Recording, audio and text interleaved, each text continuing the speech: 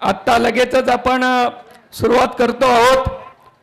या ठिकाणी विद्रोही सांस्कृतिक चळवळीतले कार्यकर्ते पदाधिकारी हे या ठिकाणी उपस्थित आहेत। मी सर्व विद्रोही सांस्कृतिक चळवळीच्या राज्य कार्यकारिणीच्या पदाधिकाऱ्यांना विनंती करतो की त्यांनी मंचावर यायचं आहे। खजिनदार के हरदास साहेब,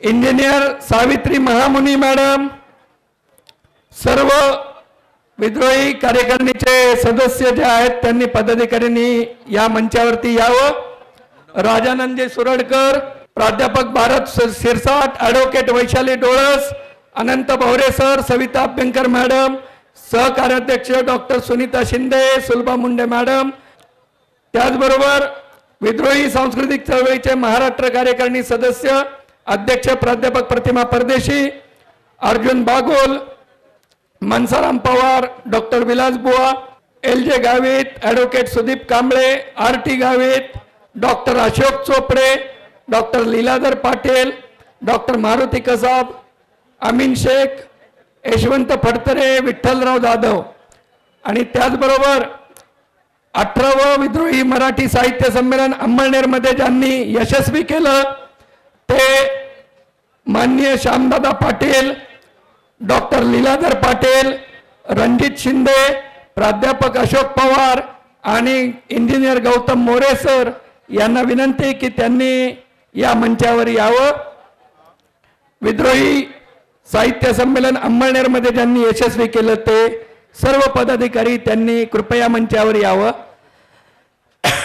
आणि आपण टाळ्यांच्या गजरामध्ये स्वागत करूयात डॉक्टर प्रल्हाद लुलेकर, मावळते विद्रोही साहित्य संमेलनाचे अध्यक्ष doctor Vasudev Mulate sir, doctor प्रतिभा आहिरे, या 3 मावळते अध्यक्षांचं आपण टाळ्यांच्या गजरामध्ये स्वागत करूयात। त्यांनी कृपया मंचावर यायचं। 19व्या विद्रोही मराठी साहित्य संमेलनाचे प्रमुख उपस्थितीमध्ये मान्य सूर्यकांताताई गाडे, मान्य भाऊसाहेब जाधव, ॲडव्होकेट अनिल कुमार बस्ते, प्राध्यापक रामप्रसाद तौर, के हरदास साहेब आणि 18व्या विद्रोही मराठी साहित्य संमेलन अंमळनेरचे पदाधिकारी यांनी कृपया मंचावर यावं। या ठिकाणी डॉक्टर प्रल्हाद लुलेकर सरांचं स्वागत आहे। मुख्य निमंत्रक ॲडव्होकेट धनंजय बोर्डे सर, त्याचबरोबर तुम्ही तिथंच थांबलात हां, के हरदास सर बसा, या सूर्यकांताताई गाडे आहेत या ठिकाणी, श्यामदादा पाटील आलेले आहेत, रणजित शिंदे सर आहेत, प्राध्यापक अशोक पवार सर अंमळनेरवरून आलेले आहेत, डॉक्टर अशोक चोपडे सर आहेत, या पुढे मोरे सर, श्यामदादा पवार सर, श्यामदादा पुढे या, पुढे या, प्राध्यापक भारत शिरसाट सर, मिसेस राणाताई यांनी कृपया मंचावर यावं। मावळते संमेलनाध्यक्ष डॉक्टर वासुदेव मुलाटे सर यांचं टाळ्यांच्या गजरामध्ये आपण स्वागत करावं। डॉक्टर वासुदेव मुलाटे सर, महाराष्ट्राचे गाजलेले लोकशाहीर गणेश चंदनशिवे सर या ठिकाणी टाळ्यांच्या गजरामध्ये आपण त्यांचं स्वागत करावं। या ठिकाणी ख्यातनाम उर्दू साहित्यिक आणि विचारवंत नूरुल हसनैन साहेब हे आलेले आहेत। आपण टाळ्यांच्या गजरामध्ये त्यांचं स्वागत करूयात। त्यांना विनंती की त्यांनी मंचावर यावं। 19व्या विद्रोही साहित्य संमेलनाच्या या आजच्या कार्यक्रमासाठी उपस्थित असलेले सर्व मान्यवर आणि मंचासमोर उपस्थित असलेले सर्व श्रोते हो, तुम्हाला मानाचा जय भीम। मागचे 18 वर्ष हे साहित्य संमेलन वेगवेगळ्या शहरामध्ये संपन्न होत आहे। वेगवेगळ्या शहरामध्ये आपण सर्व तेवढ्याच हिरिरीनं सहभागी होत आहात। हे संमेलन आपल्या अस्मितेचं प्रतीक आहे। आपला जगण्याचा हा मूलमंत्र आहे। साहित्यिक चळवळ जर थंडावली असेल तर माणसं मरणासन्न अवस्थेला जाऊ शकतात। म्हणून कविता माणसांना पेटवते, शब्द माणसांना बळ देतात। अशा या जीवनाचं प्रतीक असलेल्या या संमेलनाला आपण सर्व उपस्थित आहोत. आज या कार्यक्रमाची सुरुवात महात्मा फुलेकृत सत्याचं अखंड गायन या शीतल रुद्रबार आपल्या समोर सादर करणार आहेत. त्यांनी आपण सुरुवात करणार आहोत. या संमेलनाच्या सुरुवातीपासून सत्याचा अखंड आपण सादर करीत आहोत. मी शीतल गावित यांना अशी विनंती करतो, या सत्यशोधक महिला सभेच्या आदिवासी नेत्या आहेत, शीतल गावित यांना मी विनंती करतो की आपण सत्याचा अखंड सादर करावा. महात्मा फुले रचित सत्याचा अखंड.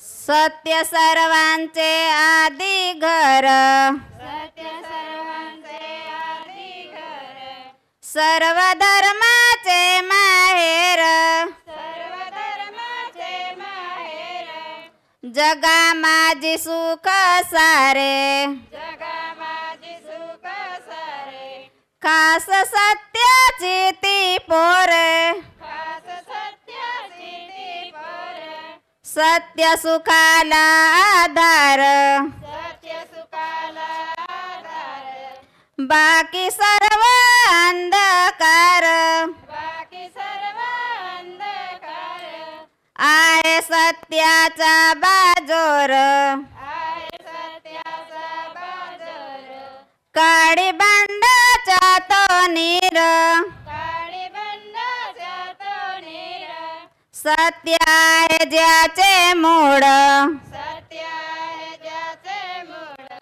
करी दुर्ताची बाराड, करी दुर्ताची बाराड, बड सत्याचे पाहुणे, बड सत्याचे पाहुणे, बहुरूपी जडे मनी, बहुरूपी जडे मनी, खरे सुख नटनवे, खरे सुख नटनवे, सत्य ईश्वर जुपाए, सत्य ईश्वर जुपाए, ज्योती प्रार्थी सर्व लोका, ज्योती प्रार्थी सर्व लोका, व्यर्थ डंब पेटू नका, व्यर्थ डंब पेटू नका, सत्य सर्वांचे आदी घर, सत्य सर्वांचे आदी घर, सर्व धर्माचे माहेर, सर्व धर्माचे माहेर, सर्व धर्माचे माहेर, सर्व धर्माचे माहेर, सत्य की सत्य की जय. धन्यवाद गावितताई. यानंतर मी विनंती करतो सत्यशोधक कार्यकर्ते अमृत भिल यांना. धुळ्याचे अमृत भिल हे सुद्धा मागील 18 वर्षापासून 18 संमेलनामध्ये पावरी वादन करत असतात. मी अमृत भिल यांना विनंती करतो की आपण पावरी वादन करावे. प्रवीण पवार आणि त्यांचे सहकारी झिरनीपाड्यावरून आलेत. त्यांनीही त्यांचे पावरी वादक घेऊन मंचाकडे यायचं आहे. आणि अमृत बेल कुणाल वराळे यांना सुद्धा विनंती आहे आपण मंचावर यावं. त्यानंतर नरेंद्र राठोड आणि सहकार्यांना विनंती आहे आपण या विद्रोही मंचावर उपस्थित व्हावं. डॉक्टर गणेश चंदनशिवे आपण विद्रोही संमेलन गीत आता सादर करावं. महाराष्ट्राचे ख्यातनाम लोककलावंत लोकशाहीर डॉक्टर गणेश चंदन शिवे सरांना आम्ही विनंती केली की त्यांनी या संमेलनाचं गीत लिहावं. त्यांनी जे संमेलन गीत तयार केलेलं आहे ते ऐतिहासिक संमेलन गीत आता आपल्या समोर ते सादर करतायत. मी त्यांना विनंती करतो डॉक्टर लोकशाहीर महाराष्ट्राचे ख्यातनाम लोककलावंत डॉक्टर गणेश चंदन शिवे सर. या भूमीला मराठी सुराज्य मिळवून देणारे छत्रपती शिवाजी महाराज ज्यांनी सत्याचा शोध लावला आणि आमच्यासारखे फाटकी लोक उभी केली असे महात्मा क्रांतिबा ज्योतिबा फुले, तथागत भगवान गौतम बुद्ध, बोधिसत्व परमपूज्य भारतरत्न डॉक्टर बाबासाहेब आंबेडकर, महामाता जिजाऊ माता सावित्री, माता रमाई, माता भीमाई, माता फातिमा या सर्वांना मी अभिवादन करतो. खऱ्या अर्थाने 1994ला मी या शहरावर म्हणजे या मराठवाड्यामध्ये जी काही ही भूमी जी उभी राहिली आहे चळवळीची, तेव्हा इथे शिकत असताना लुलेकर सर असतील, मुलाटे सर असतील, म्हणजे चळवळीतल्या अनेक लोकांनी जे आम्हाला बाळकडू पाजलेलं आहे अशा लोकांच्या मुशीत आम्ही वाढलो. आणि 1994 साली मी हे गीत लिहिलेलं आहे. खंडेराया तुला करते नवस. आपल्याकडे नवस खवस करण्याची परंपरा नाही आहे. तिने काय नवस केलाय? खंडेराया तुला करते नवस, करते नवस खंडेराया तुला मी करते नवस खंडेराया. नवस केल्यावर मिळला आसरा, अहो नवस केल्यावर मिळला आसरा. आणि मरू दे सासरा खंडेराया माझा तू, मरू दे सासरा खंडेराया. सासरा मेल्यावर होईल आनंद, सासरा मेल्यावर होईल आनंद. आणि मरू दे नंद खंडेराया माझी तू, मरू दे नंद खंडेराया. ननंद मेल्यावर येईल ग आसू, ननंद मेल्यावर येईल ग आसू. आणि मरू दे रे सासू खंडेराया माझी तू, मरू दे रे सासू खंडेराया. सासू मेल्यावर येईल ग धीर, सासू मेल्यावर येईल ग धीर. आणि मरू दे रे धीर खंडेराया माझा तू, मरू दे रे धीर खंडेराया. हा विद्रोह बघा त्या काळातला. जनी म्हणे खंड्या अवघेच मरू दे, हे सगळे माझ्या साईड. जनी म्हणे खंड्या अवघेच मरू दे, आणि एकटीच उरू दे खंडेराया मला तू, एकटीच उरू दे खंडेराया. टाळी वाजवायला हरकत नाही. त्याचं कारण असं आहे की अजून तरी आपल्याकडे केंद्र सरकारने टाळीवरती टॅक्स आणले नाही ना. इथे एक पिटोजेनिक व्हेन आहे, तिचं घर्षण झालं की ब्लड सर्क्युलेशन चांगलं होतं. ब्लड सर्क्युलेशन चांगलं झालं की मग माणसाला हृदयविकार होत नाही, माणूस मरत नाही. मग आपण आपल्या स्वतःसाठी टाळी वाजवली पाहिजे. वाजवा एकदा काय. माझे गुरु डॉक्टर रामप्रसाद तौर सर, आपण मंचावरती यायचं आहे. ह्या ज्या षडविकारांवरती भाष्य करण्याची परंपरा जी संतांनी टाकलेली आहे, म्हणजे चक्रधरापासून संत तुकाराम, संत एकनाथ, संत ज्ञानेश्वर, संत सावता, संत सेना, संत चोखा, संत जनाबाई, संत मुक्ताबाई, संत बहिणाबाई. आणि समाजाने एकत्रित येणं खूप गरजेचं आहे. समाज कुठल्या एका जातीचा नाही आहे, एका धर्माचा नाही आहे. समाज हा माणसाचा आहे. आणि म्हणून संविधानाने आम्हाला शिकवलंय की आम्ही भारतीय आहोत, मी भारतीय नाही आहे. संविधान काय म्हणतं? मी नाही आहे, आम्ही आहोत. म्हणजे संत तुकारामांचा आदर्श छत्रपती शिवाजी महाराजांनी घेतला. छत्रपती शिवाजी महाराजांचा आदर्श महात्मा फुलेंनी घेतला. महात्मा फुलेंचा आदर्श डॉक्टर बाबासाहेब आंबेडकरांनी घेतला. आणि बाबासाहेबांचा आदर्श आमच्यासारखे लोककलावंत समाजामध्ये जाऊन सांगतायत की शिका, संघटित व्हा आणि संघर्ष करा. कबीराचा एक छान दोहा आहे, लागलं का? कि जननी ऐसा पूत जनी जिसकी सब जन करे आस. जननी म्हणजे माता. जननी ऐसा पूत जनी जिसकी सब जन करे आस, और भले ही बिचारी मुर्गी जने महीने के 150. कोंबडीने कितीही पिलांना जन्माला घातलं तर त्याचा काही फायदा होत नाही. मातेने, मायने, आईने अशा पिलांना जन्म द्यावा. त्यातून छत्रपती शिवाजी महाराज, महात्मा ज्योतिबा फुले, डॉक्टर आंबेडकर जन्माला यायला पाहिजे. आणि तो आदर्श घेऊन आम्ही तुमच्या समोर येतो, समाजासमोर. आम्हाला समज एकत्रित पाहिजे. आणि म्हणून हे संमेलन आहे, हे संविधान इथे ठेवलं आहे. हा विद्रोह आहे की संगत करना बडे की तो बडत बडत जाना. बडा म्हणजे कोणी पैशावाला नाही होय, आम्ही तोकडे माणसं आहोत सगळे. संगत करना बडे की, ज्याच्या बुद्धिमत्तेची जातकुळी मोठी आहे. संगत करना बडे की तो बडत बडत जाना, और संगत करना गधी की तो दो दो लाता खाना. आम्हाला गाढवाची संगत करायची नाही, आम्हाला चांगल्या लोकांची संगत करायची आहे.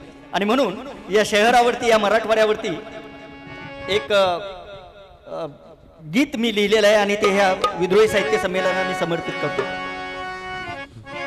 अहो खडके आमची नगरी जुनी, अहो खडके आमची नगरी जुनी, मोगलाई केली कुणी, औरंगजेब राजा इथं राज करती, औरंगजेब राजा इथं राज करती, औरंगजेब राजा इथं राज करती. आमची नगरी जुनी, मोगलाई केली कुणी, औरंगजेब राजा इथं राज करती, औरंगजेब राजा इथं राज करती, औरंगजेब राजा इथं राज करती. मोगलाईवर केली माता. बशर नवाज सारखा माणूस या भूमीमध्ये येऊन आपली गझल लिहितो आणि ती गझल तलत आजीच गातात. हे तेव्हा मला सुचलेलं, म्हणजे अजिंठा वेरूळ महोत्सव होता, तिथे हेमा मालिनीचा कार्यक्रम, तलत आजीचा कार्यक्रम, आणि तिथे मी ही छक्कड गायली होती. आणि हे सगळे आदर्श जे आहेत ना बशर नवाजचे आहेत, लिहित जावं. म्हणजे गुलाम अली सुद्धा बशर नवाजाची गझल गात असायची. आणि म्हणून मुघलाईवर केली माता, मुघलाईवर केली माता, मराठवाडी जनता इथं दुःख सोसती, मराठवाडी जनता इथं दुःख सोसती, मराठवाडी जनता इथं दुःख सोसती. निजामाच्या काळातली राजवट आणि इथे शिक्षणाच्या कुठल्याही संधी नव्हत्या. तेव्हा डॉक्टर बाबासाहेब आंबेडकरांनी पीपल्स एज्युकेशनची मुहूर्तमेढ इथे रोवली आणि फिलॉसॉफी डिपार्टमेंट पहिलं उघडलं. मबी चिटणीस होते आणि मबी चिटणीसांकडे एक फक्त आंतरदेशी कार्ड बाबासाहेबांनी पाठवलं, हैदराबादला घेऊन जा उस्मानिया विद्यापीठात, आणि तिथून पहिल्यांदा ॲफिलिएशन मिळवलं. ते रोपटाय मिलिंद आंबेडकर आणि मग मराठवाडा विद्यापीठ. मराठवाडी जनता इथं दुःख सोसती, मराठवाडी जनता इथं दुःख सोसती, मराठवाडी जनता इथं दुःख सोसती. मुघलाईवर केली माता, मुघलाईवर केली माता, मराठवाडा आमचा प्रांत, शिवबाचा भगवा इथं फडफडती.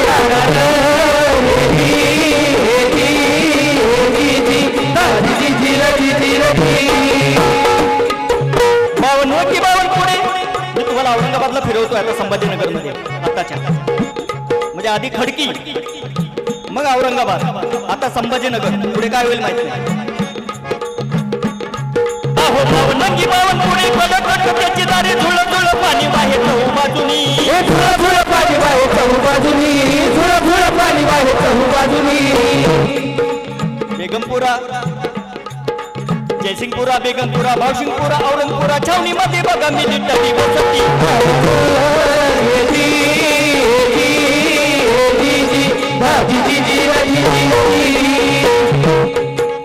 बावनंगी बावनपुरी कधी कुठे त्याची दारी झुळ झुळ पाणी वाहे चहू बाजूनी, झुळ झुळ पाणी वाहे चहू बाजूनी, झुळ झुळ पाणी वाहे चहू बाजूनी.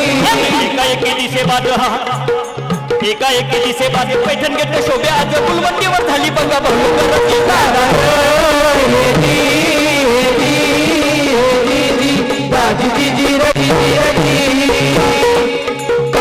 या भूमीने अनेक बलिदानं दिलेली आहेत. म्हणजे डॉक्टर बाबासाहेब आंबेडकरांच्या नावाने मराठवाडा विद्यापीठ व्हावं म्हणून नामांतराची खूप मोठी चळवळ सुरू झाली. आणि या चळवळीमध्ये अनेक साहित्य ताई बसलेले आहेत. अनेक साहित्यिकांनी दलित चळवळ इथे उभी केली आहे. दलित साहित्यिकांची, दलितांचं म्हणणं काय होतं की त्यांच्या आतड्याचा लिलाव, त्यांच्या खाण्याचं जगणं, ते काय खातात, काय पितात, त्यांनी कसं राहावं, कसं बोलावं. पुढे ग्रामीण साहित्य आलं लुलेकर सर. पण आपल्या जगण्याचं भांडवल करून आमचा माणूस मोठा झाला नाही, त्याची उदाहरणं आहेत. आम्ही आमच्या जगण्याचं भांडवल केलेलं नाहीये आणि आपणही करू नये. तत्व खूप महत्वाची असतात.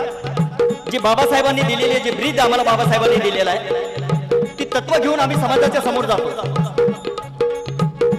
आणि म्हणून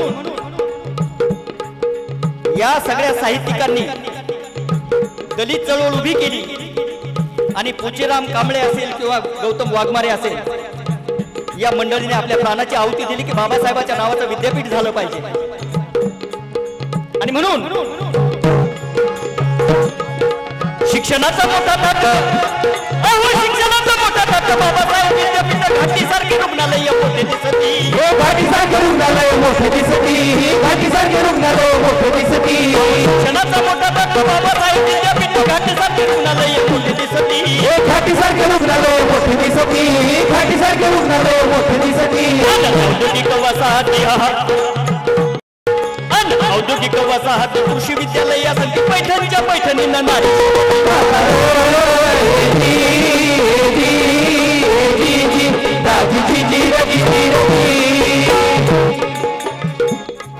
अन्न सुपारी हनुमान इथे एकटा बघा. यहाँ पे हिंदू है, मुस्लिम है, बौद्ध है, सिख है, ईसाई है.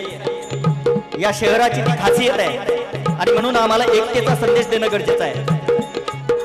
सुपारिया हनुमान वरदाच्या गणपतीनं भाविकांना टाकीले मोहून भाविकाला टाकीले मोहून भाविकाला टाकीले मोहून अन शानूर मिया दर्ग्यावरती शानूर मिया दर्ग्यावरती चादर ही पसरवी ती हिंदू मुस्लिम जातात एक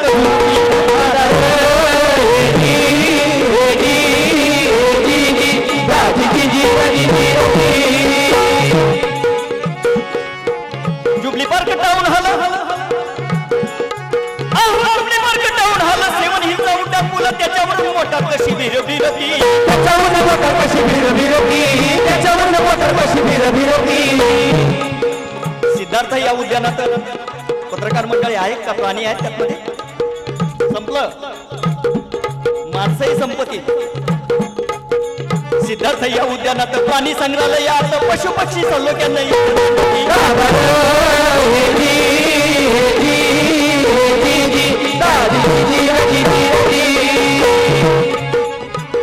तेव्हाची खडकी नंतरचा औरंगाबाद आताचं संभाजीनगर मीटर मध्ये बसवणं थोडंसं अवघड आहे. संभाजीनगर निर्मळ गाव राजकीय लोकांना घाबरावं लागतं का? संभाजीनगर म्हणा. संभाजीनगर निर्मळ गाव चंदन शिवे शोभे नाव लावणी लिहिली शाहिरानं तळमळीनं लावणी लिहिली शाहिरानं तळमळीनं लावणी लिहिली शाहिरानं तळमळीनं गाव आमचा एक राहो गाव आमचा एक राहो विद्रोहीला समर्पित व्हावं आणि एकतेने पुढे जावं प्रगतीहीन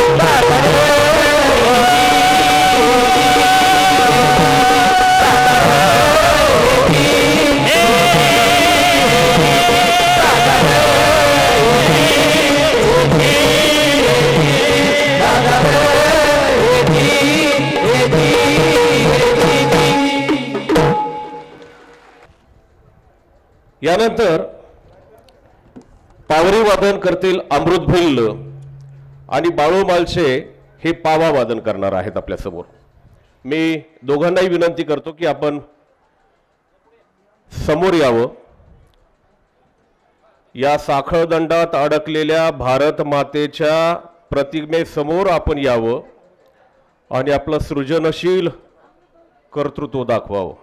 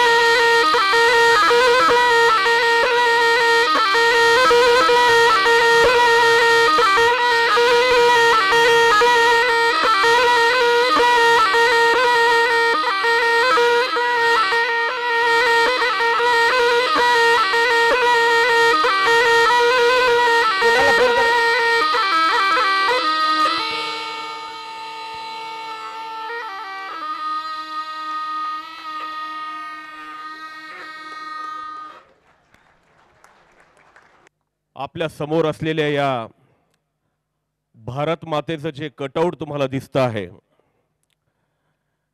या सृजनशील भूमीला मनुवादाचा विळखा पडलेला आहे आणि हे मनुवादाचं कुलूप याला प्रतिमेसमोर तुम्हाला दिसतं आहे. या भूमीला जर मुक्त करायचं असेल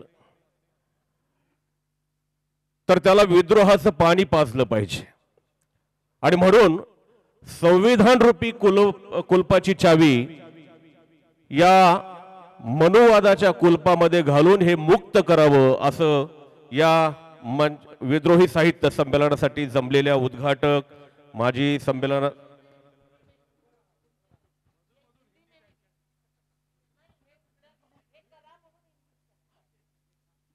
ये जो ताला लगा हुआ है मनुवाद का, मनुस्मृति का, उसे आप अपने कर कमलों से खोलिए संविधान रूपी चाबी लगाकर.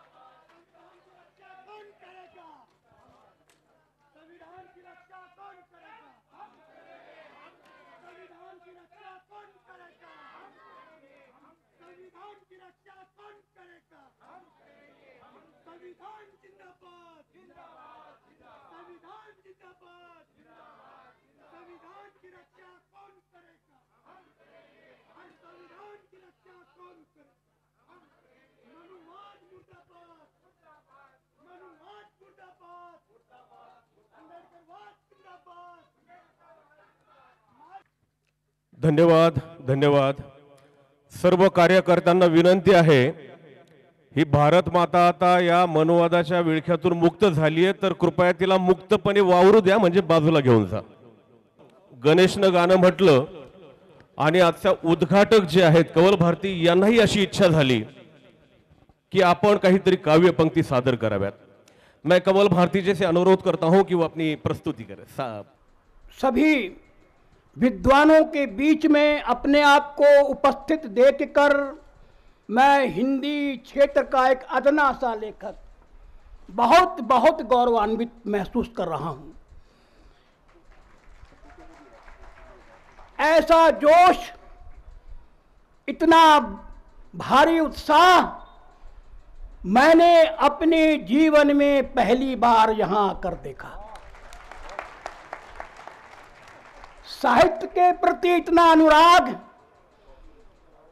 साहित्य के प्रति इतनी चिंता, गंभीर चिंता, ये मैंने पहली बार यहां अनुभव की. और वास्तव में ये चिंता, ये अनुराग एक बहुत बड़े क्रांति का संकेत है.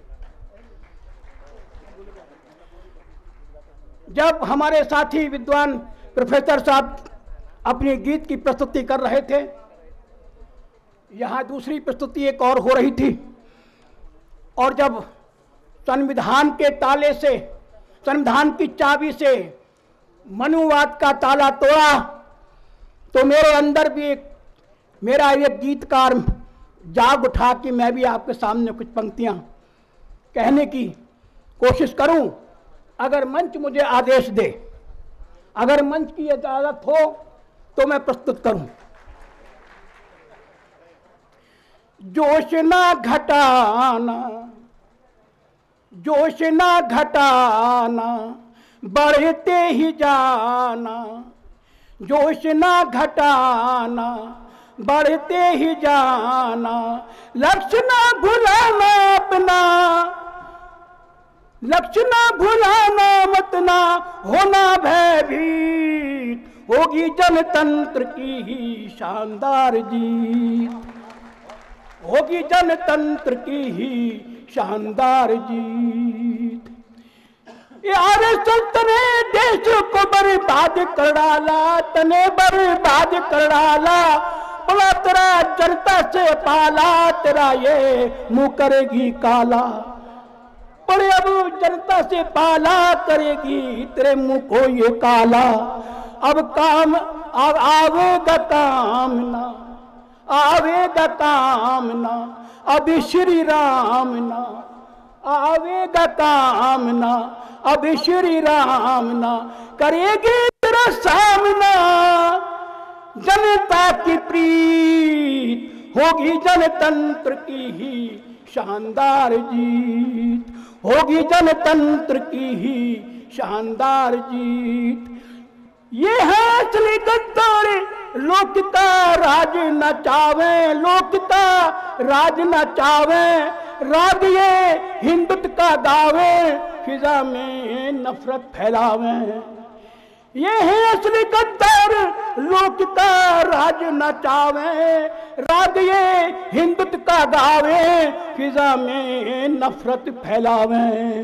मत घबराना न झांसे में आना, मत घबराना न झांसे में आना, हमेशा बनाना अपना संविधान को ही नीत, होगी जनतंत्र की ही शानदार जीत, होगी जनतंत्र की ही शानदार जीत। ये गीत मैंने उस समय लिखा था जब दिल्ली में शाहीन बाग का आंदोलन चल रहा था। इंकलाब लिख गई नारियां शाहीन बाग की, हाँ शाहीन बाग की, जनता के अनुराग की, सोए हुओं के जाग की, जनता के अनुराग की, सोए हुओं की जाग की।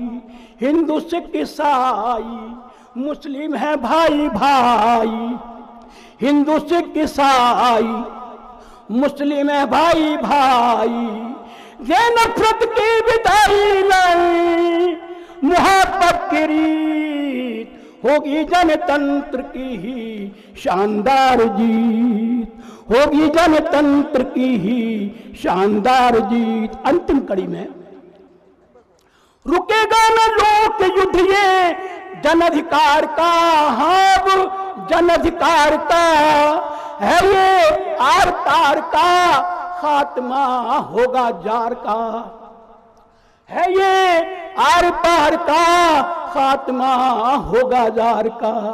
तिरंगा लहराओ राष्ट्रगान गाओ, तिरंगा लहराओ राष्ट्रगान गाओ, सबको सुनाओ साथी कवल का ये गीत, होगी जनतंत्र की ही शानदार जीत।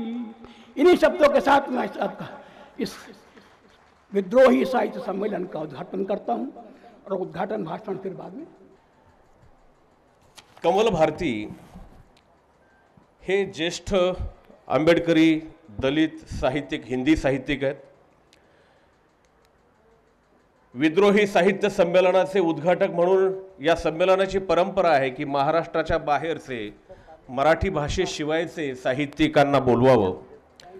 त्यानुसार doctor Ejaz Ahmed, doctor Uma Chakraborty, doctor Jayant Pawar, Asghar Wajahat, Gauhar रजा, रहमान अब्बास हे आतापर्यंत या संमेलनाचे उद्घाटक राहिलेले आहेत। यावर्षी कमल भारती यांना आपण उद्घाटक म्हणून आमंत्रित केलेलं आहे। उत्तर प्रदेशातील दलित शोषित समाजाचे कमल भारती असून समीक्षक आहेत, अनुवादक आहेत। मनुस्मृतीचे प्रतिक्रांतीचे धर्मशास्त्र, समाजवादी आंबेडकर, सीता एक विद्रोही स्त्री, अशा एकापेक्षा एक वेगवेगळे असे 32 पुस्तकं ग्रंथ त्यांच्या नावावर आहेत। त्यातले वैचारिक 9, संपादन 3, इतिहास विषयक 12, समीक्षेचे 7 ग्रंथ, असे अनेक ग्रंथ त्यांच्या नावावर आहेत। भीमरत्न पुरस्काराशिवाय आणखी अनेक पुरस्कारही त्यांना प्राप्त झालेले आहेत। मी आजच्या या कार्यक्रमाचे स्वागताध्यक्ष इंजिनियर सतीश चकोर यांना विनंती करतो की आपण या मान्यवरांचं स्वागत करावं, पण कमल भारती यांचं स्वागत करण्याची विनंती मी विद्रोही सांस्कृतिक चळवळीच्या राज्याध्यक्षा प्रतिमा परदेशी मॅडम यांना विनंती करतो की आपण कमल भारती यांचं संविधानाची प्रत आणि स्मृतिचिन्ह देऊन स्वागत करावं.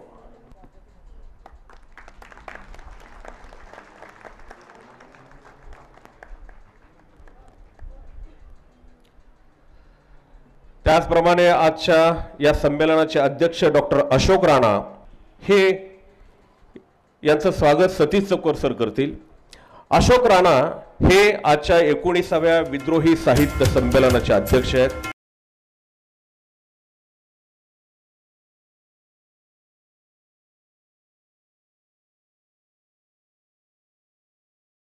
मराठी साहित्य, भाषा, इतिहास, लोकसंस्कृती, प्रबोधन, संत वाङ्मय, आधुनिक समीक्षा यामध्ये डॉक्टर राणा सर कार्यरत आहेत. प्राचीन इतिहासावर त्यांची जवळपास 23 पुस्तकं प्रकाशित झालेली आहेत. संत वाङ्मय, जिजाऊ शिवराय यांच्यावर 6 पुस्तकं, संशोधन पद्धतीवर 3 पुस्तकं, मातृदेवता आणि लोकसंस्कृतीचे ते अभ्यासक आहेत. त्यांचं एक महत्त्वाचं वैशिष्ट्य मला इथं सांगावंसं वाटतं की रुजलेल्या व लादलेल्या मिथकांनी विकृत वळण घेऊन इतिहासाचा ताबा घेऊ नये याची संयतपणे काळजी घेत मिथकामागील अर्थ आणि अन्वयार्थ स्पष्ट करण्याचा प्रयत्न, निरंतर प्रयत्न डॉक्टर राणा सर करत असतात. मी यानंतर मावळते संमेलनाध्यक्ष, ग्रामीण साहित्य चळवळीचे आद्य प्रणेते डॉक्टर वासुदेव मुलाटे यांचं स्वागत करण्याची विनंती या संमेलनाचे मुख्य निमंत्रक धनंजय बोर्डे यांना करतो. आपण मुलाटे सरांचं स्वागत करावं.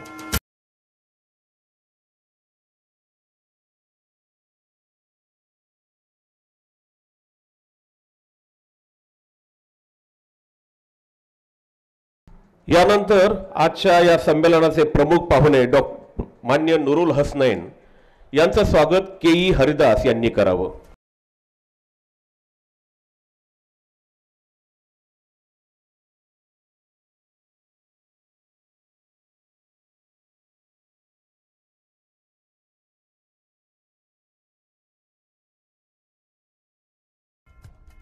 या संमेलनाचे यापूर्वीचे अध्यक्ष प्रल्हादजी लुलेकर आणि डॉक्टर प्रतिभा अहिरे यांचाही सत्कार संयोजकांनी करावा अशी मी त्यांना विनंती करतो.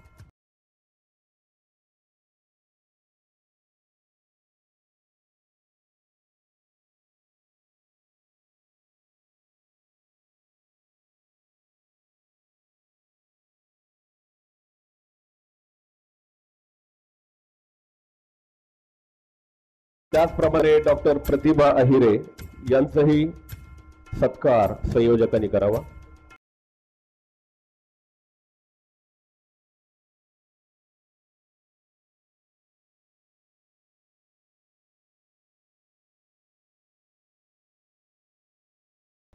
नरेंद्र राठोड आणि सहकारी आपल्या समोर संत कबीराच्या दोह्यांचं. कबीरा म्हटला होता, अंबर बरसे धरती भीजे ये जाने सब कोई, पर धरती बरसे अंबर भीजे ये बुझा बिरला कोई. ही अशा माणसांची इथं नगरी जमलेली आहे जे धरती बरसते आणि अंबर भिजतं ते जाणतात. म्हणून हे क्रांतदर्शी लोक आहेत, काळाच्या पुढं पाहणारे लोक आहेत इथं, मंचावरचेही आणि मंचासमोरचेही. मी अधिक वेळ न घेता या संमेलनाचे मुख्य निमंत्रक धनंजयजी बोर्डे यांना विनंती करतो की आपण या संमेलनाचं प्रास्ताविक करावं. सत्य की जय हो. आज आपल्या शहरामध्ये 19व्या विद्रोही साहित्य संमेलन आयोजित होत आहे आणि यासाठी उपस्थित असलेले सर्व मान्यवर व आपण सर्वांचं मी मुख्य निमंत्रक म्हणून सर्वांचं स्वागत करतो. महात्मा फुलेंनी सांगितलं होतं की जे साहित्य आपली दखल घेत नाहीत अशा प्रास्ताविकांच्या ग्रंथकार सभेला हजर न राहता आपले प्रश्न आणि आपल्या समस्या मांडणाऱ्या साहित्याची निर्मिती व्हावी.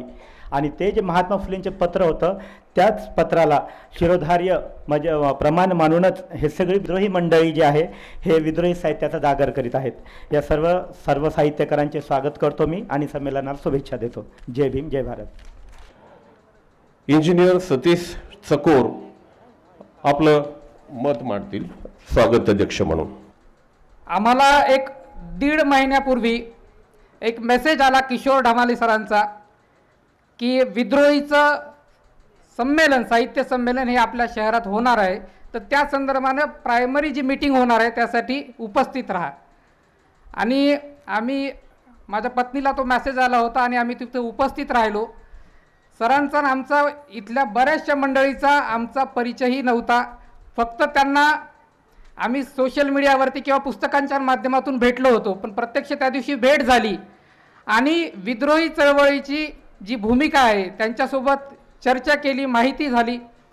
पण ती चर्चा होण्याचं किंवा आम्ही जोडण्याचं एक महत्त्वाचं कारण होतं आणि ते कारण मला इथं आवर्जून नमूद करावं असं वाटतं.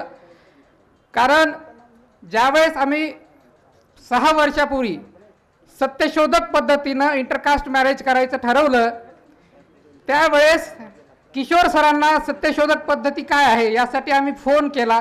त्यांनी आम्हाला पत्रिका दिली कशी असते सत्यशोधक विवाहाची आणि त्या पद्धतीनं आमचा विवाह पार पडला.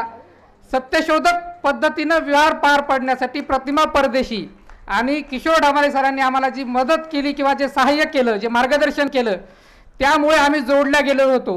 आणि त्याचा परिणाम म्हणून इथे आल्यानंतर ती मीटिंग आणि सर्व नियोजन पाहिल्यानंतर त्यांनी आमच्याशी आग्रह केला की चळवळीत अनेक लोक येतात आणि असे संमेलनाचे जे फलित असतं की फुले शाहू आंबेडकरांचा जो विचार आहे, परिवर्तनवादी विचार आहे, तो किमान 10 लोकांच्या पर्यंत आयुष्यात परिवर्तित व्हावा.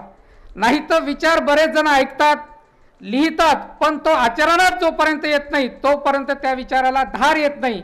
आणि ती धार आम्ही त्या पद्धतीनं आचरणात आणल्यामुळं त्यांनी आमच्याशी आग्रह केला आणि आम्ही दोघेही दाम्पत्य या संमेलनाचं स्वागत अध्यक्ष म्हणून जबाबदारी घेण्याची आम्ही मान्य केलं. आणि मागच्या 1.5 महिन्यापासून पूर्ण शहरामध्ये वेगवेगळ्या कार्यकर्त्यांमध्ये भेटत राहिलो आणि विद्रोहीचं एक मला आवर्जून मी सुरुवातीला संभाजी ब्रिगेड, मराठा सेवा संघ या चळवळीच्या माध्यमातून एक परिवर्तनवादी विचाराच्या सोबत जोडलं गेलो होतो. पण मी पाहिलं मागच्या 10 वर्षामध्ये जे संविधान विरोधी किंवा संविधानाला न मानणारं मनुवादी विचारसरणीचा प्रचार प्रसार करणारं सरकार केंद्रात आणि राज्यात ज्या आलेलं आहे तेव्हापासून ही चळवळ जी आहे ती बऱ्यापैकी कमी झालेली आहे. आणि त्यामध्ये परिवर्तनवादी वेगवेगळे शेड जे आहेत, मराठा सेवा संघ असो, संभाजी ब्रिगेड असो, भटके विमुक्त असो, त्यांच्या संघटना असो, सत्यशोधक समाज संघ असो किंवा जमाते इस्लामी असो, वेगवेगळ्या आंबेडकराईट वेगवेगळ्या संघटना असो, ह्या विखुरलेल्या गेलेल्या आहेत. आणि विद्रोहीचं हे यश आहे की या सर्व परिवर्तनवादी शेडला ते एकत्र घेऊन एका मंचावरती विचार विनिमय करायला भाग पाडतं. ही विद्रोहीची सगळ्यात मोठी सकारात्मक बाजू आहे. आम्ही मागच्या 1.5 महिन्यापासून वेगवेगळ्या समित्यांच्या माध्यमातून पूर्ण प्रचारासाठी जोडला गेलो होतो. आणि मला विद्रोहीची अजून एक भूमिका आवडली की त्यांनी सांगितलं, एक बजेट काढलं कार्यक्रमाचं, एवढं बजेट होतंय तर आपल्याला निधी देणारे व्यक्ती पाहिजेत.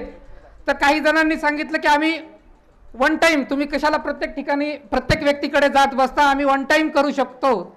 आणि वन टाईम म्हणजे एकाच व्यक्तीनं पेमेंट करून पूर्ण कार्यक्रम पाहू शकतो. तर अशी भूमिका आल्यानंतर प्रतिमाताईंनी सांगितलेलं मला ते खूप आवडलं की एका व्यक्तीच्या आश्रयाखाली जर कार्यक्रम झाला तर त्या व्यक्तीचाच प्रभाव राहतो आणि त्याचे विचार तो पसरवण्याचा किंवा रेटण्याचा प्रयत्न करतो. आणि मग परिवर्तनवादी जो शेड आहे तो किंवा विचार आहे तो बाजूला राहतो.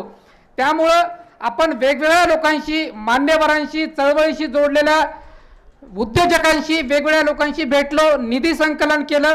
आणि आजच्या घडीला जो कार्यक्रम इथे तुम्हाला दिसतोय यासाठी मी स्वागताध्यक्ष म्हणून किंवा मुख्य निमंत्रक ॲडव्होकेट धनंजय बोर्डे म्हणून सुद्धा समोर येऊन आम्ही बोलत जरी असलो तर या मागे 100 ते 150 कार्यकर्त्यांची मागच्या 1.5 महिन्याची ही परिश्रम आणि अथक मेहनतीचं हे फलित आहे.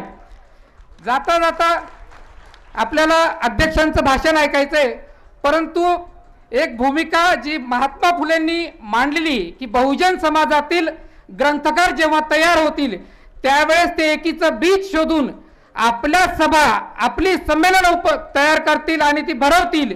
ती भूमिका आज घडीला आपल्याला पुढे रेटायची आहे आणि ती रेटताना एक आलेला अनुभव सांगतो आणि मी थांबतो. आम्ही या छत्रपती संभाजीनगरमध्ये आणि पूर्वीच्या औरंगाबाद शहरातील वेगवेगळ्या गल्लीमध्ये आणि वेगवेगळ्या मोहल्ल्यामध्ये जाऊन मुठभर धान्य आणि 1 रुपया विद्रोहीसाठी ही मोहीम राबवली आणि त्या मोहिमेमध्ये आम्हाला जे जाणवलं ते प्रकर्षानं इथं मला सांगायचं आहे. आणि त्या घटनेनंतर किंवा त्या भूमिकेनंतर आपल्याला मार्गदर्शन अध्यक्ष आणि इतर मान्यवर तर करतील.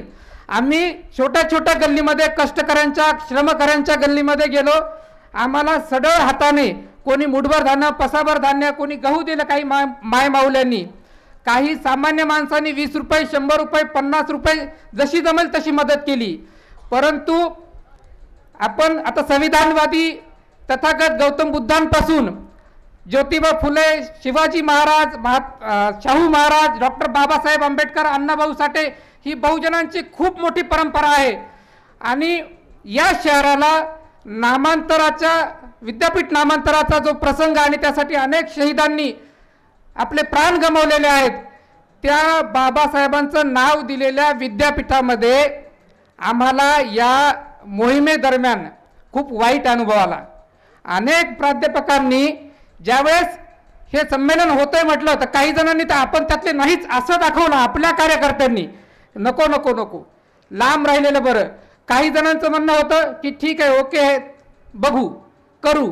मला कमाल वाटली की बाबासाहेब सांगायचे की ज्यावेळेस चळवळ तुम्हाला पुढे नेता येत नसेल तर तुम्ही ती मागे खेचण्याचं पाप करू नका, परंतु आपली शिकले सवरलेली आरक्षणाच्या माध्यमातून संविधानाच्या या चळवळीच्या माध्यमातून पदभूषवलेली प्राध्यापक मंडळी जर आपल्या संमेलनाच्या पाठीमागं ठामपणे उभे राहत नसतील तर ही शोकांतिका आहे आणि यावरती विचार करण्याची सुद्धा गरज आहे असं मला प्रामाणिकपणे वाटतं.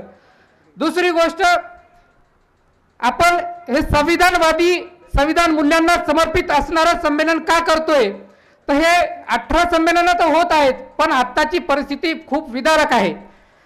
ज्यावेळेस प्रख्यात आंबेडकरवादी लेखक डॉक्टर कवल भारती इथे येत होते, परत विद्यापीठाचाच एक प्रसंग आहे.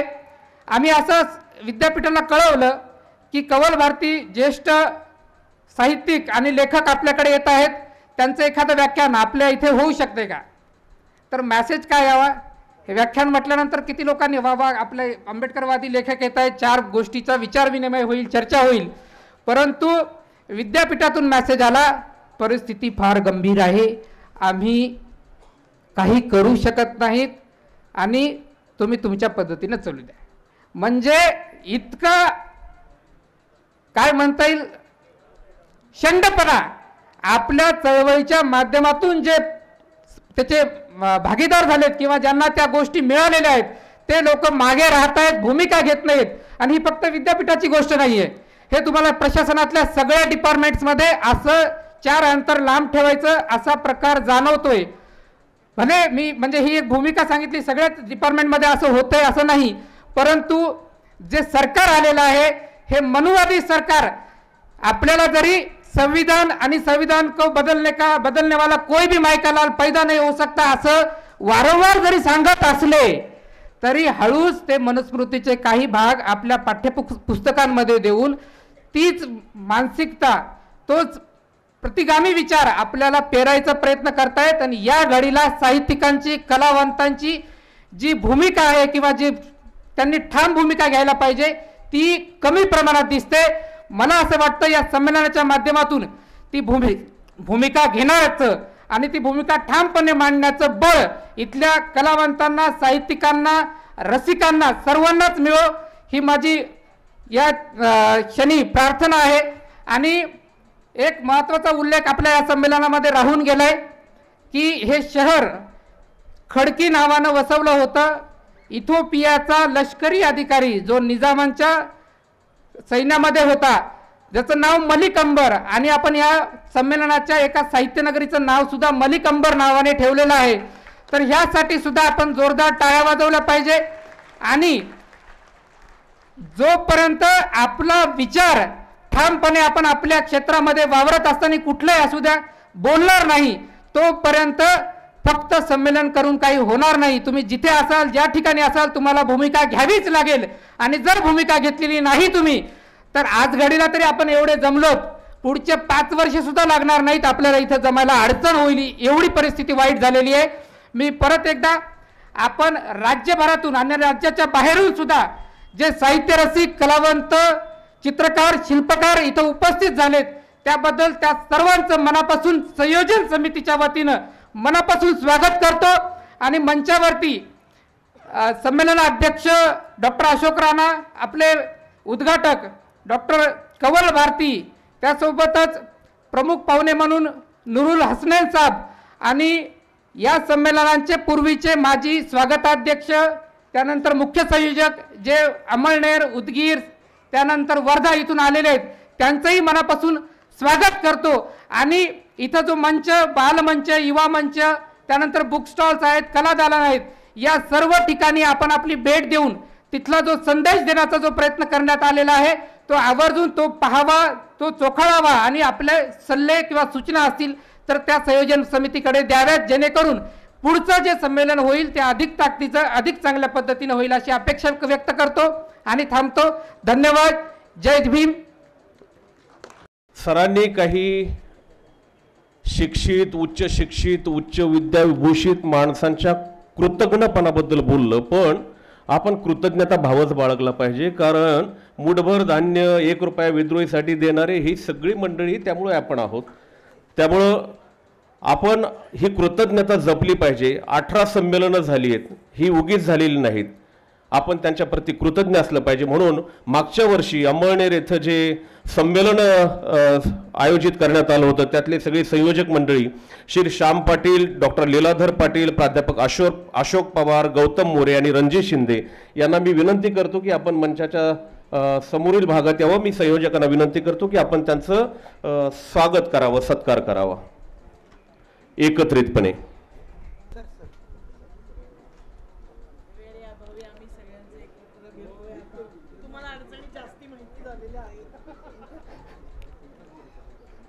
सर एक मिनिट सर आले.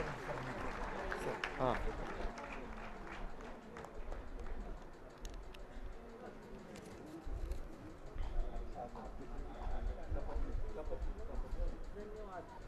यानंतर विद्रोही सांस्कृतिक चळवळीच्या राज्याध्यक्ष प्राध्यापक प्रतिमा परदेशी यांना मी विनंती करतो की आपण आपली भूमिका मांडावी. विद्रोही सांस्कृतिक चळवळ आयोजित हे 19वे विद्रोही मराठी साहित्य संमेलन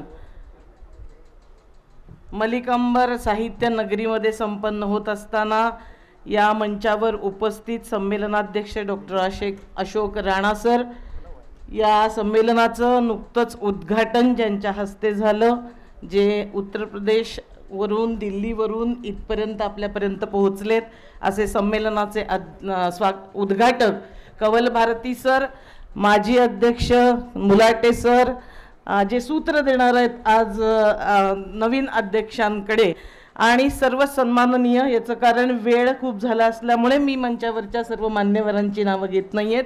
सर्वच इथे उपस्थित मान्यवर, आपल्या सर्वांना माहिती आहे की 1999 सालापासून विद्रोही सांस्कृतिक चळवळ या महाराष्ट्रामध्ये एक सांस्कृतिक क्रांतिकारी पर्याय घेऊन उभी आहे. आणि या विद्रोही सांस्कृतिक चळवळीचा खरं तर जाहीरनामा म्हणजे महात्मा ज्योतिबा फुलेंनी ग्रंथकार सभेला लिहिलेलं पत्र आहे. ज्या पत्रामध्ये महात्मा फुलेंनी भूमिका घेतली की तुमच्या ग्रंथांमध्ये अखिल मानवाचं हित होईल अशी बीज नाहीत आणि म्हणून तुमच्या ग्रंथकार सभांमध्ये आम्ही सहभागी होऊ इच्छित नाही.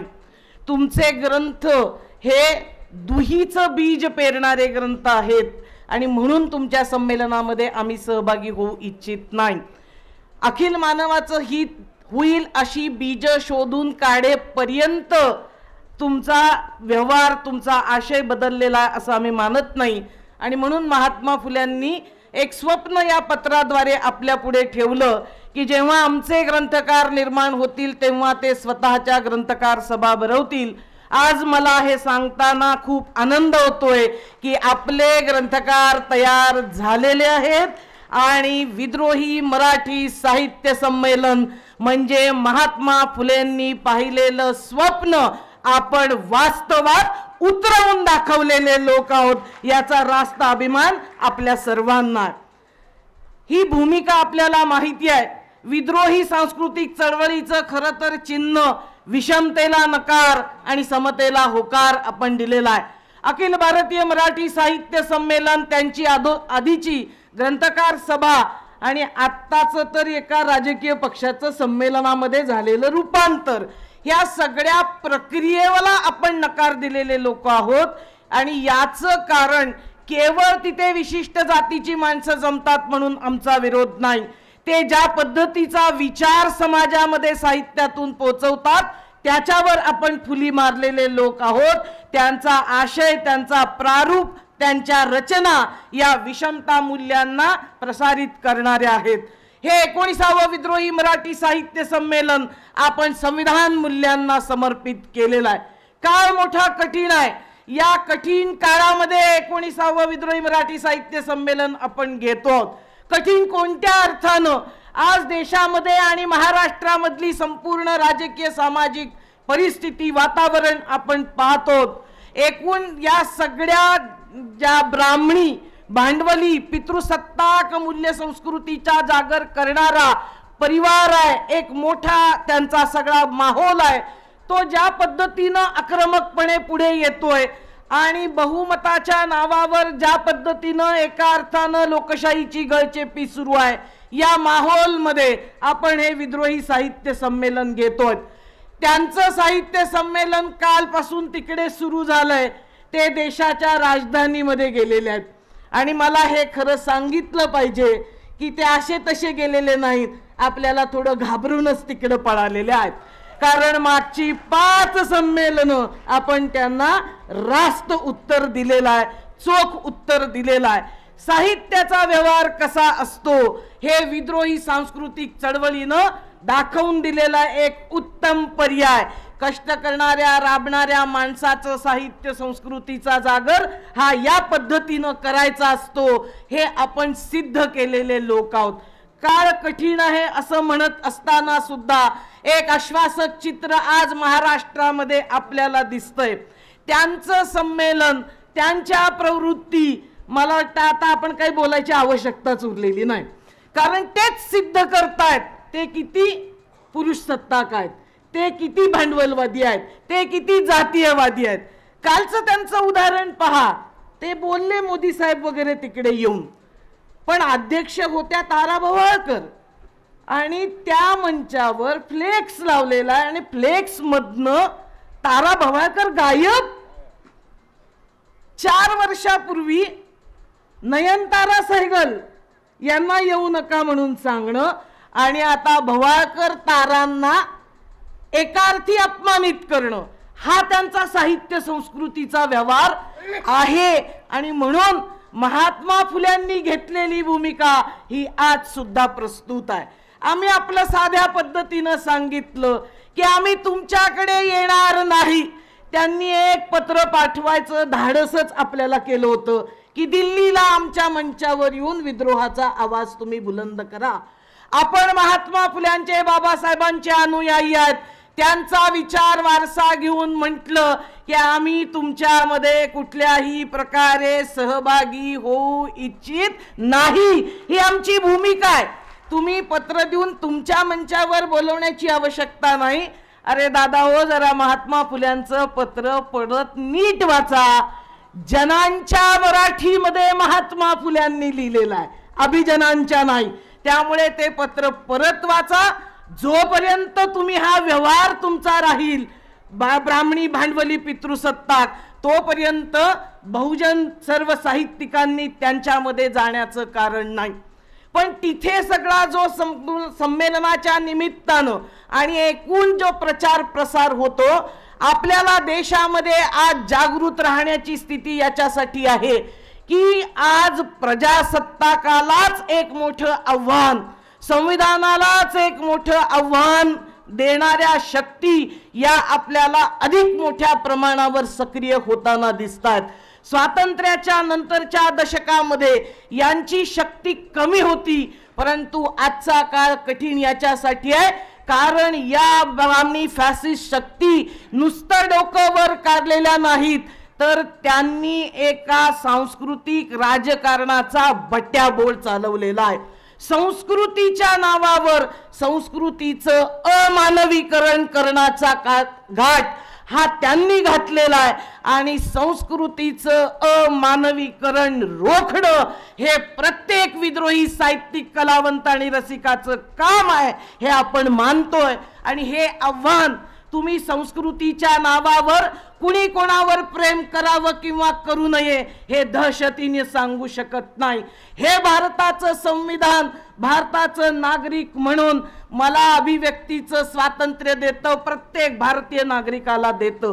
कोणी काय खायचं हे तिसऱ्या फोर्सेसनी फॅसिस्ट ब्राह्मणी शक्तींनी ठरवायचं नाही, हे सांगण्यासाठी हे विद्रोही साहित्य संमेलन आहे. तुम्ही पत्रकारांवर तुम्ही माध्यमांवर ज्या पद्धतीचे हल्ले करता, त्यांना विकत घेऊन आपलं आश्रित बनवण्याचे जे प्रयत्न करतात, या तुमच्या सांस्कृतिक राजकारणाच्या विरोधात विद्रोहाचा हा आवाज बुलंद आहे. एकीकडे ब्राह्मणी भांडवली शक्ती या संस्कृतीचं अमानवीकरण करत असताना लेखकानं निर्भयपणे लिहावं, कवीनं निर्भयपणे कविता लिहावी असं वातावरण देशामध्ये ठेवलं जात नाहीये. आणि म्हणून आपण आश्वासकपणे सांगायला इथे जमलेलो आहोत, विद्रोही सांस्कृतिक चळवळ हे म्हणती आहे की तुम्ही कितीही असं केलं तरी आम्ही आमच्या लेखणीच्या तलवारी म्यान केलेल्या नाहीत, हे त्यांनी लक्षात घ्यावं. मराठी सारस्वतांना आम्ही सांगतोय की तुकाराम महाराज म्हटले होते त्या पद्धतीनं आम्ही विचार करणारी माणसं आहोत. एक पाशवी बहुमत आणि त्याची चर्चा देशाच्या आणि महाराष्ट्राच्या राजकारणात आहे. संत तुकारामांनी जे आम्हाला सांगितलंय ते आम्ही आमचं ब्रीद वाक्य म्हणून इथे स्वीकारलंय. जसं संविधान मूल्यांना आमचं साहित्य संमेलन समर्पित आहे, तसं इथे तुकाराम महाराज म्हणतात, सत्य सत्याशी मन केले ग्वाही. आम्ही सर्व विद्रोही कशाशी ग्वाही ठेवून आमचं मन मत हे जागृत ठेवतोय. सत्य हाच आमच्या विचारांचा आणि व्यवहाराचा आधार राहणार आहे. सत्य सत्याशी मन केले ग्वाही, मानियले नाही बहुमता. जे बहुमत आता बाहेर दाखवलं जातंय त्याला झुकण्याचं, त्याच्या पुढे काही वाकण्याचं काही कारण नाही, कारण ते असत्याच्या आधारावर बहुमताचा पाशवीपणा आपल्याला दाखवत असताना एक मानवतावादी, एक बहुजनवादी, एक सत्यशोधक संस्कृती आणि साहित्याच्या आधारे एक नव सांस्कृतिक आंदोलन आम्ही आमच्या शिरावर घेतलेलं आहे आणि आम्ही इथून पुढच्या काळात समतेचा जागर करत राहूत, हे आपल्याला या संमेलनामधून सांगायचंय. अध्यक्षांच्या भाषणामधून आपल्याला सूत्र मिळणार आहे. विद्रोहीची भूमिका आपण सतत समजून घेऊ आणि ती समजून घेऊन एकत्रित येऊन आपण संघर्ष करत राहूयात. या बदलत्या वातावरणामध्ये जाती जमातीचं ध्रुवीकरण ज्या काळात केलं जातंय, तिथं सर्व जातीतल्या कष्टकऱ्यांनी एकत्रित येऊन समतावादी संस्कृतीचा जागर आपण करतोय. या 2 दिवसांमध्ये महत्त्वाच्या विषयांवरचे 5 परिसंवाद, या इतक्या भीषण काळातही नवलेखन, कादंबरी लिहिणारे, कथा लिहिणारे अशांचा आपण एक परिसंवाद इथे आयोजित केलेला आहे. हे आपण सांगतोय की या 2 दिवसात 5 परिसंवाद, 5 कवी संमेलन, गटचर्चा, 2 नाटकं, 1 पात्री प्रयोग आणि आम्हाला पत्रकारांनी दरवेळेस हा प्रश्न विचारला, तरुणांचं काय? मला वाटतं मंचावर बघितलं तर उत्तर आहे. हे स्वागताध्यक्ष, हे आमचे निमंत्रक, आधीचे सर्व संयोजक आपण पाहिलं तर सर्वांची वय पाहता आता आपल्याला कदाचित हा प्रश्न कोणी विचारणार नाही. पण या सांस्कृतिक जागरामध्ये जे विद्रोहाचे नवीन माध्यम आहेत, सामाजिक माध्यम असतील किंवा संस्कृतीमध्ये आलेलं गाण्याचे नवीन प्रकार असतील, रॅप असतील, विद्रोही रॅप हे आपल्या संमेलनामध्ये 2 दिवस आपण त्याचा सगळेजण आस्वाद घेणार आहोत. तर हे संमेलन हे आपल्या सर्वांचं आहे. आपण सर्वांनी ते उपस्थित राहून याचा सोशल मीडियाद्वारे प्रचार करून अधिकाधिक लोकांपर्यंत, जी माणसं आपल्यापर्यंत आज पोचू शकली नाही त्यांच्यापर्यंत हा विचार पोचवण्याचं काम इथे उपस्थित सर्व विद्रोही साहित्यिक रसिक कलावंतांचं आहे. तुम्हाला आव्हान करते, या सांस्कृतिक चळवळीचे सभासद व्हा, या सांस्कृतिक जागरामध्ये तन मन धनानं सहभागी व्हा. आता बाबासाहेब आणि महात्मा फुले आपल्या परत येणार नाही आपण जाणतोय, आणि म्हणून सामूहिकपणे या पाशवी हुकुमशाहीचा, या ब्राह्मणी फॅसिझमचा पाडाव करण्यासाठी सर्व कष्टकरी बहुजन स्त्री पुरुषांनी एकत्र यावं असं आवाहन आपल्या सर्वांना करते आणि थांबते. सत्य की जय हो. प्रस्थापितांचं साहित्य संमेलन देशाच्या राजधानीत भरलंय. आपणही देशाच्या राजधानीतच आहोत. ही देशाची राजधानीच आहे, त्यामुळं आपण काही कमी समजायची काही गरज नाही आपल्याला. महम्मद तगलकाच्या काळामध्ये हाच परिसर आहे जिथं आपण राजधानीमध्ये होतो. आपणही राजधानीवासीच आहोत सध्या. मलिक अंबरनं त्यावेळेला या शहराच्या पाण्याची तहान भागवली होती. आताचे हे सध्या आम्ही ज्यांचं स्मरण करून त्या नगरीचं नाव या नगरीला दिलंय, हे विद्रोहाचं साहित्याचं पाणी आम्ही आपल्या प्रत्येक मेंदूपर्यंत घेऊन जातो आहोत. त्यामुळे आपण सगळे आधुनिक मलिक अंबरच आहोत. मैं अब आपसे आज के उद्घाटक श्री माननीय कंवल भारती जी से अनुरोध करता हूं कि वो अपनी भूमिका हमारे समक्ष रखें. परम पूज्य बोधिसत्व बाबा साहब डॉक्टर अम्बेडकर की स्मृति को नमन करते हुए मंचासीन विद्वानों और सभा में उपस्थित सभी लेखक बंधुओं, जय भीम जय भारत. सत्यशोधक समाज की 151वीं वर्षगांठ पर विद्रोही सांस्कृतिक आंदोलन के अंतर्गत औरंगाबाद में आयोजित इस 19वें अखिल भारतीय मराठी साहित्य सम्मेलन का उद्घाटन करते हुए मुझे आज विशेष खुशी हो रही है. ये जानकर अच्छा लगा कि विद्रोही सांस्कृतिक आंदोलन 1999 से महाराष्ट्र भर में समतावादी मूल्यों का जागरण कर रहा है. इसके तहत 2007 से अखिल भारतीय मराठी साहित्य सम्मेलन का आयोजन किया जा रहा है. इसी की कड़ी में इस 19वें सम्मेलन में मुझे भाग लेने का गौरव प्राप्त हुआ है.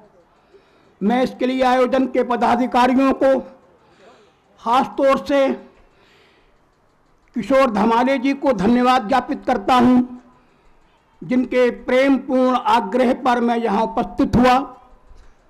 मैं सचमुच आप लोगों के एक बड़े योगदान से अनभिज्ञ रहता अगर मैं यहां ना आता. आज मुझे इस मंच से महान साहित्यकारों को सुनने का अवसर मिलेगा.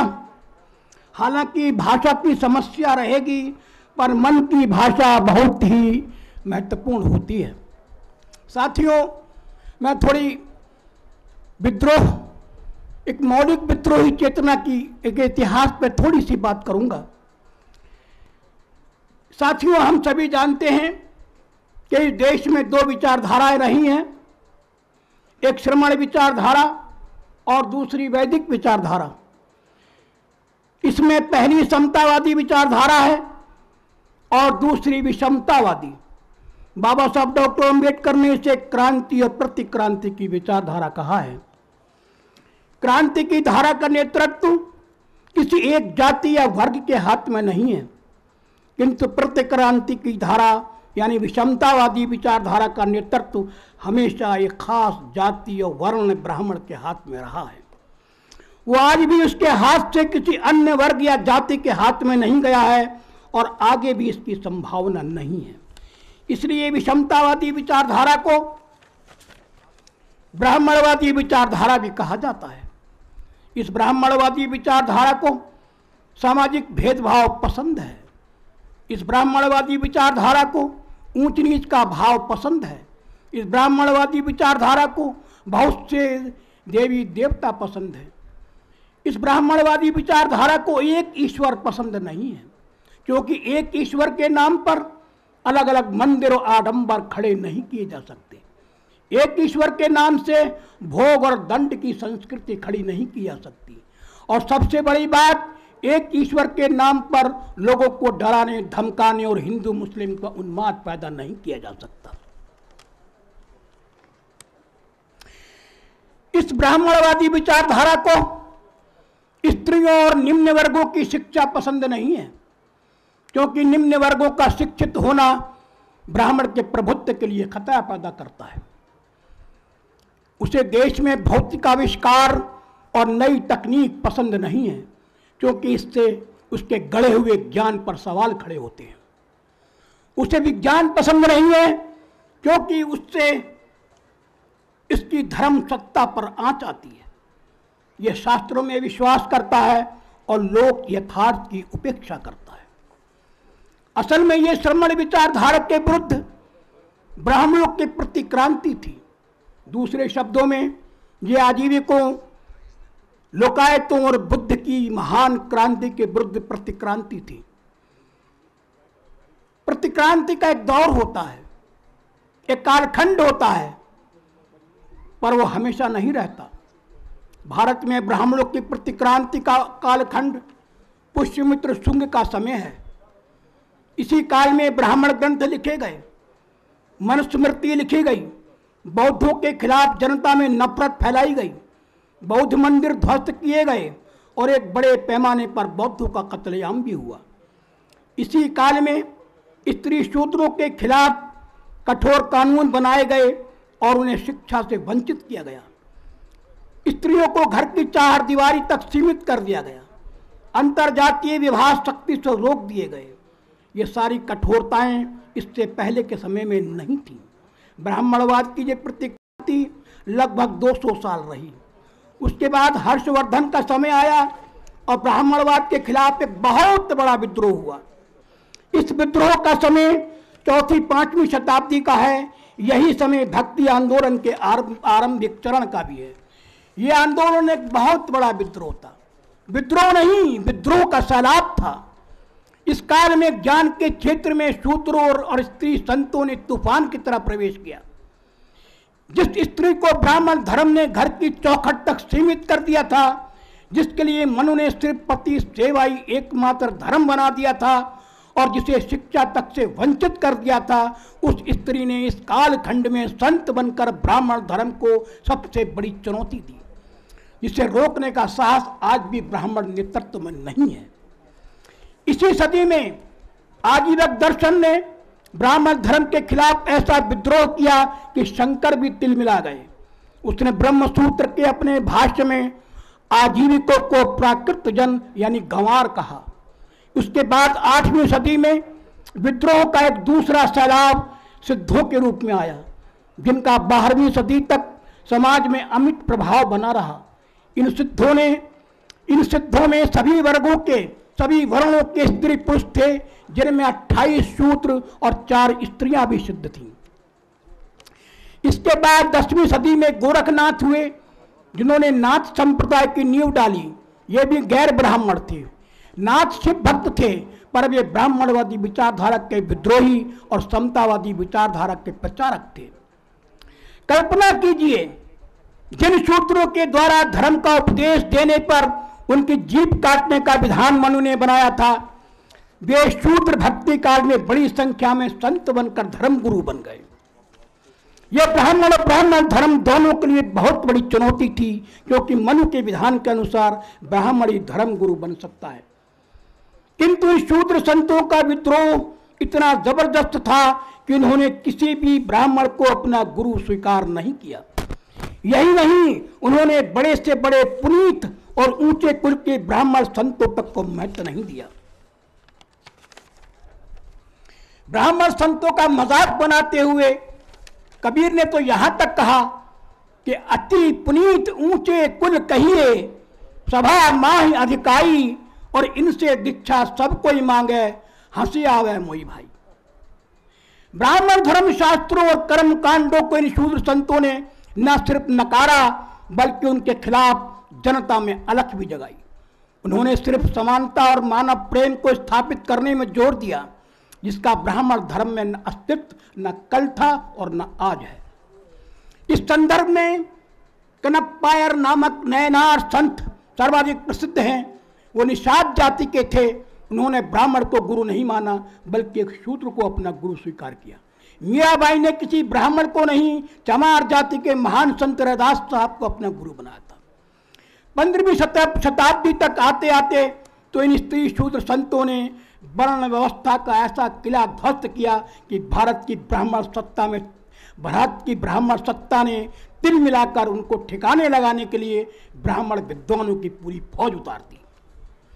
स्त्री शूद्रों के इस विद्रोह का एक महत्वपूर्ण परिणाम यह हुआ कि उस विद्रोह में गैर ब्राह्मण जातियों का भी प्रवेश हो गया।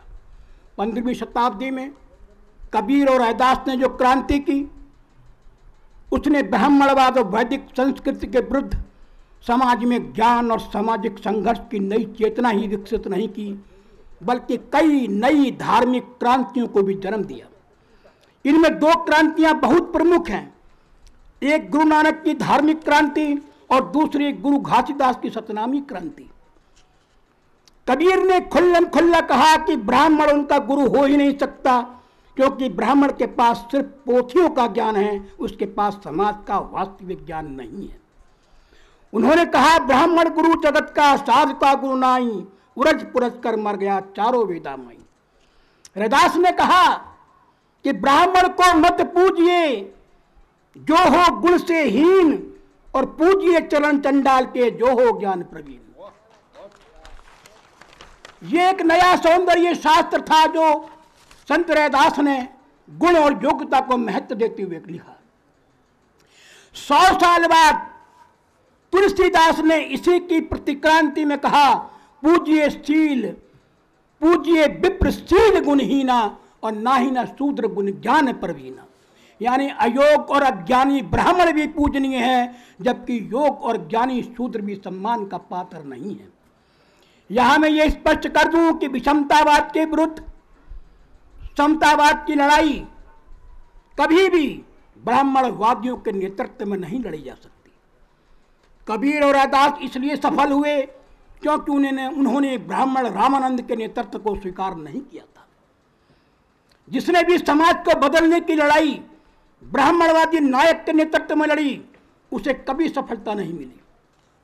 ब्राह्मणवाद की धारा के विरुद्ध लड़ाई की पूरी परंपरा के इतिहास में अगर आप देखेंगे तो ये लड़ाई वहीं कमजोर हुई है जहां उसका नेतृत्व किसी ब्राह्मण ने किया है। इसलिए ज्योतिबा फुले ने ब्राह्मणवादी तिलक का और डॉक्टर बाबा साहब अम्बेडकर ने ब्राह्मणवादी गांधी का नेतृत्व स्वीकार नहीं किया था। यही कारण है कि वे अपनी क्रांति में सफल हुए। 15वीं शताब्दी में ब्राह्मणवाद के खिलाफ जो विद्रोह हुआ वो फिर रुका नहीं, अनवरत जारी रहा। ये 16वीं शताब्दी में भी नहीं रुका, जब तुलसीदास ने वर्ण व्यवस्था को पुनर्स्थापित करने की भरसक कोशिश की। तुलसी के समय में ब्राह्मण को धर्म का उपदेश देने वाले शूद्र जातियों की विशाल संख्या थी। उससे तिलमिलाए हुए तुलसी ने मानस में लिखा कि बाधई शूद्र दुजन सम हम तुम तय कचुघाट, और जाने ब्रह्म सो विप्रवर आंख दिखावई डांट। यानी शूद्र द्विजों से कहते थे, हम तुमसे कम नहीं हैं, तुमसे हीन भी नहीं हैं, क्योंकि हम भी ब्रह्म को उतना ही जानते हैं जितना तुम जानते हो। किंतु दुर्भाग्य से आजादी के बाद भारत की शासन सत्ता ब्राह्मणवादी नेताओं के हाथों में आई। उनका उद्देश्य समतावादी समाज का निर्माण करना नहीं था। इस सच्चाई को डॉक्टर बाबा साहब अम्बेडकर ने आज़ादी मिलने से पहले ही महसूस कर लिया था। उन्होंने राष्ट्रवादी नेताओं के स्वतंत्रता संग्राम पर टिप्पणी करते हुए कहा था कि आज़ादी की लड़ाई सिर्फ दलित और आदिवासी वर्गों के लोग लड़ रहे हैं, से सारे राष्ट्रवादी नेता आजादी के लिए नहीं बल्कि देश के संसाधनों पर कब्जा करने के लिए लड़ रहे हैं। यही हुआ भी। जैसे ही भारत से अंग्रेज गए और ब्राह्मणों के हाथों में सत्ता आई, देश के सारे संसाधन उन्होंने अपने कब्जे में ले लिए। उन्हें लोगों ने लोकतंत्र के नाम पर ब्राह्मणवादी राज्य कायम किया और सामाजिक और आर्थिक समानता के लिए जो आंदोलन चल रहे थे वे उनके दमन से प्रभावहीन होते चले गए। न दलित आदिवासियों पर जुल्म कम हुए और न गरीबी का खात्मा हुआ। समाज में यथास्थिति बनाए रखने के लिए हिंदू धर्म तंत्र को तेज कर दिया गया, जिसके कारण सत्ता के संरक्षण में ब्राह्मणवादियों की प्रतिक्रांति दिन पर दिन तीव्र से तीव्र होती चली गई। आज ये चरम सीमा पर पहुंच गई है। बस अंतिम है, ये इसी प्रतिक्रांति का परिणाम है कि फांसीवादी ताकतों को सत्ता में आने के लिए ज्यादा मेहनत नहीं करनी पड़ी। उसकी जमीन आजादी के बाद से ही तैयार की जा रही थी। इन ताकतों ने राष्ट्र सत्ता के साथ साथ धर्म और विचार की स्वतंत्रता पर भी नियंत्रण कर लिया। आज स्थिति यह है कि अन्याय के खिलाफ जो आवाज उठाता है उसे देशद्रोही बता दिया जाता है। उसे पुलिस और न्यायालय द्वारा सालों तक जेल में सुड़ाया जाता है। कोई जज न्यायप्रिय हुआ तो उसे बेल मिल जाती है, वरना वो जेल में ही पड़ा रहता है। कईयों ने तो जेल की कोठरी में ही दम तोड़ दिया। इसके विपरीत दलितों, आदिवासियों और अल्पसंख्यकों पर खुली हिंसा करने वाले फांसीवादी लोग सत्ता के संरक्षण में आजादी से घूम रहे हैं। उन्हें कुछ भी उपद्रव करने, कुछ भी बोलने का परमिट मिला हुआ है। फांसीवाद के इस घोर मनुष्य विरोधी वातावरण में विद्रोह का साहित्य लिखना अब पहले से ज्यादा जरूरी हो गया है।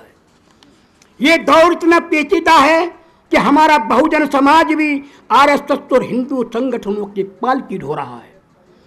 हमारे आज के शंबूक और एकलव्य ब्राह्मणवादी रंग के गमछा डाले घूम रहे हैं। वे गले में भगवा डाले, हाथों में त्रिशूल लिए सड़कों पर हिंसा करते घूम रहे हैं। यह हमारे विद्रोह के लिए एक नया मोर्चा है जो इस फांसीवाद ने पैदा किया है। इसलिए हमें अपने समाज के इन भटके हुए लोगों के विरुद्ध भी विद्रोह के साहित्य को तेज करना होगा। अंतिम प्रश्न पढ़ रहा हूं। विडंबना देखिए, दुनिया भर में पिछड़े वर्गों के संघर्ष खत्म हो गए, लेकिन भारत में न दलितों के संघर्ष खत्म हुए, न पिछड़ों के संघर्ष खत्म हुए, न आदिवासी समुदायों के संघर्ष खत्म हुए और न अल्पसंख्यकों के संघर्ष खत्म हुए।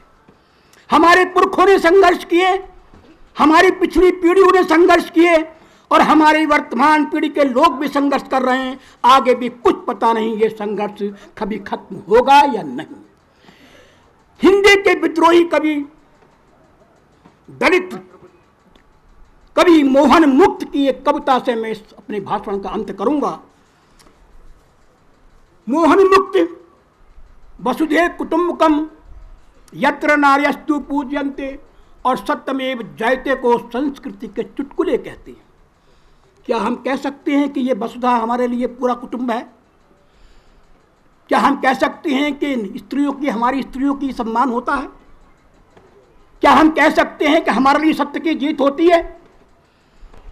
हम नहीं कह सकते, क्योंकि इस वसुधा पर हमारे लिए न कि हमारे लिए प्यार का एक टुकड़ा तक नहीं। हमारी स्त्रियां उनके लिए सम्मान के पात्र नहीं हैं और हमारे लिए आज भी सत्य न्याय की अभिलाषा में, न्याय की चौखट पर दम तोड़ देता है। इसलिए चुप्पी तोड़ना जरूरी है, बोलना जरूरी है और लिखना जरूरी है। मोहन मुक्त की कविता की जो पंक्तियां पढ़ के खत्म करता हूं कि कहो कि चुप्पी नाजी चिमनियों से धुआं बनकर उड़ती है और पूरी दुनिया में बेआवाज पसर जाती है। कहो कि चुप्पी भाषाओं में बदल गई है, कहो कि चुप्पी हमारे कानों में पिघल गई है, कहो कि चुप्पी हमारे शरीरों पर हर समय जकड़ी हुई जंजीरों में ढल गई है, कहो कि हमारी चुप्पी इतिहास में हुए पहले कत्ल की चश्मदीद गवाह है, कहो कि चुप्पी ने अपनी जान बचाकर हत्याओं को ही बना दिया है विधि संहिता, कहो कि लाशों की बातें भी कही जा सकती हैं, कहो कि लाशों के कहने का अधिकार ही जिंदा लोगों का असली कर्तव्य होता है, कहो कि अभिव्यक्ति स्वतंत्रता की तरह औपचारिक नहीं, सांस की तरह आदिम है। जय भीम, जय भारत। कमल भारती जी, न जाने क्यों आपको सुनते हुए मुझे भारत के भूतपूर्व प्रधानमंत्री जो 13 दिन 13 महीने तक रह चुके उनकी याद आ रही थी। जी, वो भी लिखते थे, परिवर्तन की भाषा लिखते थे, लेकिन परिवर्तन से कोई रिश्ता नहीं था। बोली से, लहजे से प्रभावित हुआ जी। और ये हमारी पुरानी परंपरा है कि हम लिखते एक है, करते कुछ अलग है। जैसे कि सर ने उल्लेखित किया, जिसका उन्होंने नाम लिया कि यत्र नार्यस्तु पूज्यते या सत्यमेव जयते, लेकिन सत्य की जय नहीं होती। हमारी तो इतनी पुरानी परंपरा है कि यहाँ पे लोग, किसी ने कहा था कि चातुर्वर्ण्यम मया सृष्टम गुण कर्म विभागशः तस्य कर्तारम विपाविध्य कर्तारम व्ययम। मैंने सब कुछ किया, लेकिन मैंने कुछ नहीं किया, मेरा इससे कोई संबंध नहीं है। ऐसे ही हमारी परंपरा रही है।